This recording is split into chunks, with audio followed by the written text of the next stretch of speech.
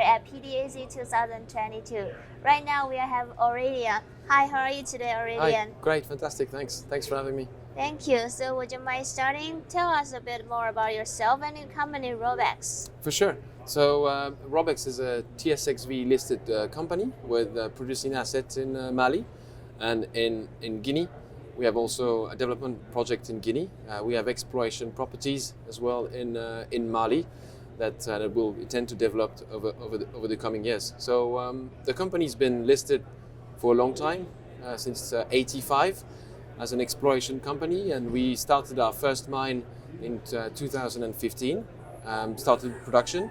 We're producing about 50,000 ounces a year at an all-in sustaining of $1,000 per ounce.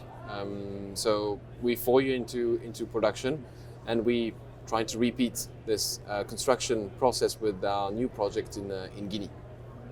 That's good. So how is mining in Mali different from mining in Guinea? So mining in Mali, it's the CFA region, so West Africa. So it's been obviously difficult over the past couple of years. When we started, there was a political stability, and then, as everybody knows, there's a coup happen. We are at our third and fourth coup in the country, but we never had any interruption. We never stopped the mine. We had general strikes as well, but we believe that by upskilling the people on site and make them managers, as a matter of fact, out of our employees, there's only 3 expats running the sites of about 350 people.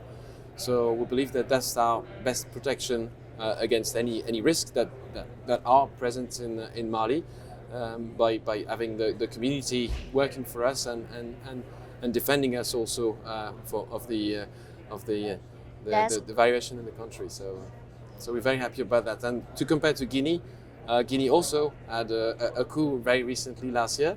So we can say we used to having a political instability, but it's a very prospective country. There's not that many mining company for gold in Guinea, so we think it's an untouched country, and then we're very happy to be developing a second asset in this country. That's good.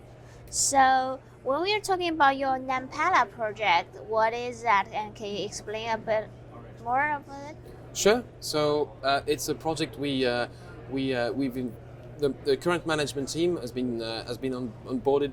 The management team changed completely in 2012, and we built the Nampala mine with financing.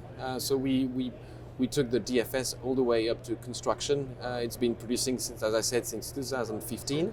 It's quite a small operation, very very low grade, but we managed to make the most out of it by having a very hands-on management team. We all French speaking, we all based in Europe, and whenever there's an issue, whether it's the ball mill not turning or something on site, or the union not happy, we are there in 10 hours trying to solve the problem. So that's how we managed to stay and operating despite the country having much bigger mines.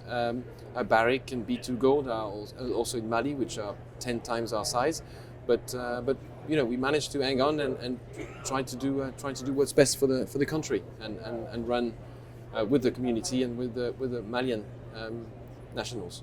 That's good. So any stats on profitability numbers of your performance? Yes, so we're producing 50,000 ounces. Our all-in sustaining is below $1,000 per ounce. We on an annual basis, we produce between $20 and $25 million of cash flow. We paid our first dividend in 2020, 35 million Canadian dividend, which was quite extraordinary for us. Only 4 years after construction, and so we're very we're very happy with the state of the operation, and we try to keep it steady.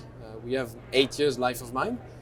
So that's what's remaining. We hope we can find more around our mine to make it to be there for the next 20 years, hopefully. So that's the plan. You're happy with that? Yeah, yeah, we're very happy. We're drilling at the moment. I think we're gonna increase the life of mine and potentially increase the production as well. That's good. So yes, very happy. Talking about your shareholders and stakeholders, who are the main decision-making team? So the executive team it represents the main shareholder. We are the main shareholder. So the management team owns about 55% of the company. So every decision is completely geared towards shareholder return. That's the reason why we managed to that's why we decided to pay a dividend also, because we thought at the time it was the best option for us and for all the shareholders. So we have a direct line of decisions. Every time all the executive decisions on the ground are going all the way up to the executive chairman, who's the main shareholder and who's controlling the management team. So very, very tight structure. One very particular way of working is that we have a very tight information system where we validate every single expense on site by the board. Every dollar spent on the mine is personally validated by the executive chairman of the board. So we have a very good control on cost and handling on cost, which is linking back to the main shareholder as well. So that's very, and our stakeholders, obviously we make the most to employ locals. So we've upskilling the local population. We have 44 Malian managers. 15% of our staff went to Canada for the first time. We trained them here in Canada. So the first time in their life they traveled abroad and went to Canada. So we really want to keep this local ownership from Mali and all the community around. We have lots of community projects. We're trying to really be a local mine in Mali. So that's how we're trying to operate, and that's, I think personally, that's how we survived across multiple coups, and despite being a relatively small team, we managed to keep it together. That's very good. So, Aurélien, what would you say is the biggest drive for your business to success or to grow? So I think the biggest success is, I don't like to use the word low cost, but we are a very efficient management team. We have very trusted partners, and when we take a decision, it's very quick.